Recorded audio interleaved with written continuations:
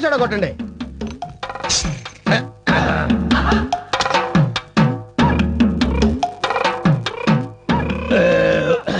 అమ్మా ఎంతండి? 2 రూపాయలు.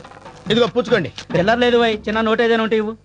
లేదండి, ఉన్న 10,500 నోట్లేనండి. ఎలాగంటే తీరా తాగేశాను.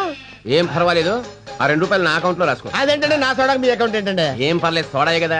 చిల్లర కోసం ఇంత పెద్ద సిటీలో ఏం వెతుకుతావు? పైగా హైదరాబాద్ నీకు కొత్త. అయ్యి బాబోయ్, నేను ఫస్ట్ టైం బొబ్బర్లంక నుంచి హైదరాబాద్ వచ్చానండి. తమకి ఎలా తెలిసిపోయిందండి? అది బొబ్బర్లంకే గనక. ఏంటండి మీరు బొబ్బర్లంకండి? బొబ్బర్లంకండి మరి సపరేట్ అండి. అవును, అప్పారావు సుబ్బారావు ఆదినారాయణ ఎలా ఉన్నారా? ఏంటండి అప్పారావు సుబ్బారావు ఆదినారాయణ తమకు తెలుసండి. మంచివారండి, బాగానే ఉన్నారండి. ఏమండి ఆగండి, మన ఊరి చెరువు గట్టు పక్కన సత్యమ్మ గారి మనవడు హైదరాబాద్ లో మంచి పొజిషన్ లో ఉన్నాడు అన్నారు. కొంపతీసి తమరేంటండి?